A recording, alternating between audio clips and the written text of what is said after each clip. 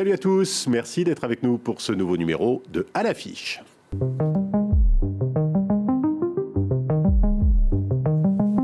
Elle a photographié les plus grandes stars de Charlotte Rampling à Monica Bellucci et réalisé le portrait officiel d'un ancien président. Elle s'est intéressée à la Bible et à la transsexualité.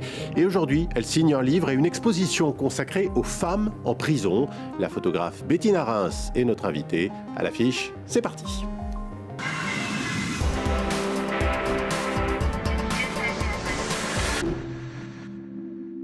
Et bonjour Bettina Reims. Bonjour. On est très heureux de vous recevoir sur France 24, notamment cette semaine où on célèbre la journée de la femme, parce que votre dernière série résonne tout particulièrement. Détenues, 60 portraits de femmes qui sont exposés dans la Sainte-Chapelle du château de Vincennes jusqu'au 30 avril, et ce livre, Détenues, qui est paru chez Gallimard. Alors, peut-être d'abord, racontez-nous cet hiver que vous avez passé dans les prisons françaises pour réaliser cette série de portraits. Écoutez, c'était un curieux hiver. D'abord, je ne croyais pas y parvenir. Ça a été des mois et des mois de tractations, de négociations avec l'administration pénitentiaire, qui n'est pas une grande dame facile. Et puis finalement, ils ont trouvé que mon projet était intéressant et ils ont eu l'intelligence de comprendre où j'allais. Et donc, je me suis rendue dans 4 prisons différentes. J'ai photographié, vous l'avez dit, 60 et quelques femmes. Avec chacune, j'ai passé plus d'1 heure. La proposition était la suivante. Leur redonner cette féminité qu'elle disait beaucoup avoir perdue en détention. J'avais parlé avec elle avant, j'avais lu des blogs et des interviews. Et elle disait toujours qu'en prison, on ne se regarde plus, on ne se voit plus. Plus personne ne vous regarde et qu'on se délite, en quelque sorte. Et donc, l'idée, c'était de redonner avec cette image quelque chose d'un peu de confiance en soi et de leur offrir une image qu'elles pourraient envoyer à quelqu'un de leur famille. Ça a été difficile de les convaincre, de leur expliquer cette démarche? Elles ont adhéré facilement? La démarche était pas simple. Je suis arrivée une première fois dans ces 4 lieux de détention pour montrer mon travail, parce qu'elles n'ont pas Internet. Et on a entamé des grands débats, des grandes conversations. Elles ne comprenaient pas pourquoi, leur montrant des photos de gens connus et tout ça, il y a une grande méfiance en prison. Il faut se dire que personne ne leur fait du bien. Et donc, elles ne comprenaient pas, si c'était un piège en plus, qu'est-ce qui allait leur arriver. Je veux dire, qu'est-ce que je faisais là. Et après, c'est où j'ai répondu énormément à leurs questions sur qu'allaient devenir ces images, est-ce que j'allais dévoiler ce qu'elles avaient fait, est-ce que j'allais garder ce secret-là, et tout ça. Finalement, celles qui m'ont fait confiance ont signé avec moi un contrat. Et finalement, Bettina Reims, d'où est venue cette idée? C'est vrai qu'il y a très peu d'ouvrages sur les femmes en prison. On ne parle pas des femmes en prison. Robert Badinter, chaque fois que je le voyais, me répétait cette phrase, on ne parle pas des femmes en prison, vous devez aller en prison, Bettina, photographier ces femmes. Donc je dis en riant, c'est Robert Badinter qui m'a envoyé en prison, mais c'est un peu vrai. Ancien ministre de la Justice. Ancien ministre de la Justice. Je me suis beaucoup plongée dans les blogs d'anciennes détenues, j'ai écouté beaucoup, j'ai regardé des choses. Il n'y a pas grand-chose, mais il y a des femmes qui racontent leur après la prison et à quel point c'est difficile de sortir, de vivre après, de retrouver cette féminité qu'on a perdue, de reprendre confiance en soi pour pouvoir, par exemple, se présenter devant un possible employeur et trouver du travail. Et on les voit effectivement dans cette exposition que nous sommes allés visiter au château de Vincennes. Aladine Salal et Julien Sauvager ont d'ailleurs recueilli quelques réactions des visiteurs.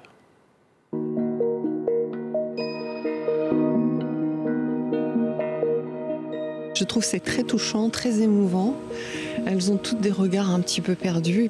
On se pose la question, qu'est-ce qu'elles ont fait malgré tout derrière ça?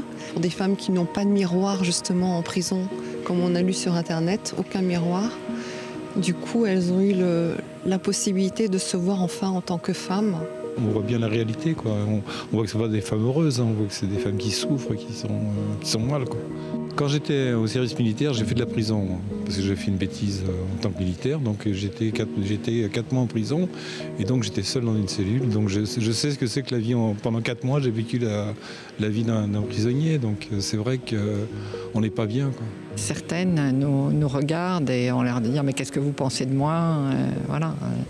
Et en même temps, on n'arrive pas à complètement se détacher de l'idée que si elles sont là, c'est qu'il y a quelque chose qui s'est passé dans leur vie.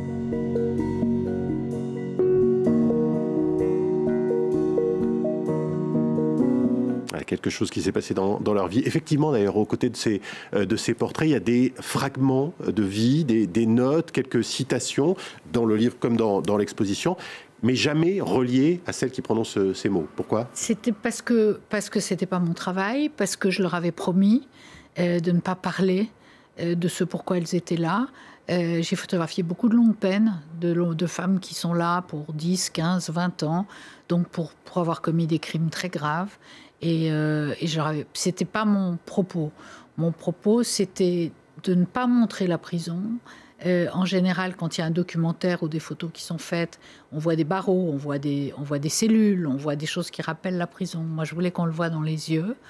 Et je voulais qu'on comprenne et qu'on se rende compte à quel point c'était des femmes normales, des femmes ordinaires qui ont dérapé, et que la société a rejeté. La société ne veut pas voir les femmes en prison. Alors justement, qu'est-ce que ces séances ont apporté aux détenues elles-mêmes ? Vous avez eu de leurs nouvelles ? Elles ont réagi à ces photos ? J'ai reçu des lettres, quelques-unes, pas beaucoup. J'ai reçu des lettres.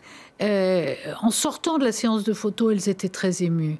Et elles racontaient autour d'elles, dans la prison, à quel point ça avait été important et ça leur avait fait du bien. Je n'ai pas la prétention de penser que ça aurait duré plusieurs jours, mais je crois quand même que j'ai ouvert une petite fenêtre de féminité, de liberté, et surtout de les avoir écoutées.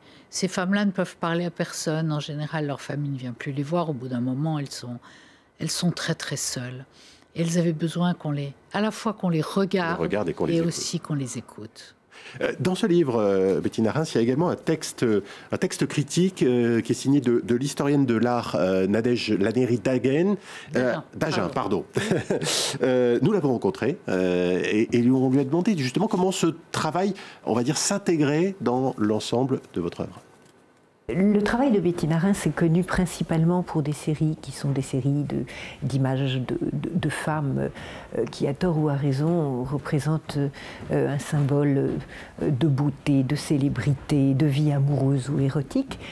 C'est oublié, je crois, qu'elle s'est intéressée aussi à toutes les formes de féminité ou tout simplement de vie. Elle a fait récemment une série formidable sur les fémènes, c'est-à-dire sur des femmes militantes avec leur corps, militantes avec leurs idées. Et au fond, cette série, elle s'intègre aussi à des séries moins connues, parce que peut-être plus difficiles à voir, qui sont la série sur les aveugles, qui sont des séries, au fond, oui, des séries militantes, je dirais, des séries humanistes. Entretien signé Augusta Lunardi-Rocha. Série militante, série humaniste, ça vous convient comme définition ? Oui, ça me convient extrêmement bien. Ça me convient extrêmement bien. Je trouve ça très beau, ce qu'elle dit. Dans le passé, à l'instant, Nadège Lannéry-Dagen le disait, vous avez fait beaucoup de séries, notamment vous avez questionné le genre, et ça se retrouve aussi dans ces photos, la féminité, la disparition quelque part de la féminité. Cette photo de couple aussi qu'on va voir qui m'a beaucoup marqué, photo intitulée « Elvira et Lac d'Art ». Racontez-nous peut-être l'histoire de cette photo. Oh, elle est toute simple. Ce sont deux femmes qui se sont connues en détention. Une qui a envie de devenir un garçon et qui va devenir un garçon. Elles sont tombées amoureuses l'une de l'autre. Elles ont peu d'occasions d'être ensemble. Et cette séance de photos était très importante pour elles parce qu'elles ont pu passer 2 heures côte à côte. En tout cas, c'est une photo magnifique. Le regard, plus largement, sur le corps de la femme est au cœur de votre œuvre, finalement, depuis le début. Vous l'avez souvent magnifié. Est-ce que vous avez l'impression que c'est aussi le cas, finalement, dans cette série ? Je ne sais pas si je les ai magnifiés. Je leur ai donné de la force. J'ai mis en avant à la fois leur fragilité et leur force, leur féminité et leur côté masculin. c'est ça qui m'intéresse chez les femmes. C'est qu'elles peuvent être tout ça à la fois. Et j'ai essayé qu'elles soient tout ça à la fois. Quand j'ai photographié Madonna allongée lascivement sur une moquette, mais en même temps, il y a toujours les deux éléments dans mon travail. Je crois qu'il y a toujours cette dualité qui, moi, m'intéresse. C'est qu'on n'est jamais tout l'un ou tout l'autre. Et Robert Badinter, l'ancien ministre de la Justice, qui a préfacé ce livre, écrit d'ailleurs grâce à Bettina Reims, les détenus sont redevenus des femmes. C'est en tout cas un magnifique travail que vous avez fait et qu'on peut retrouver donc dans cette expo, dans ce livre. Avant de nous quitter, Bettina Reims, comme à chacun de nos invités, on vous a demandé votre coup de cœur culturel. Votre choix, c'est une série, La Casa de Papel, série espagnole autour d'une histoire de braquage. Pourquoi ce choix ? Parce que j'adore les histoires policières, parce que cette série est admirablement bien faite. Je suis une grande spécialiste des séries télévisées. Et il y a très très longtemps que je n'avais pas vu quelque chose d'aussi exaltant, palpitant. Les personnages sont formidables et ont chacun des caractères et des psychologies très complexes.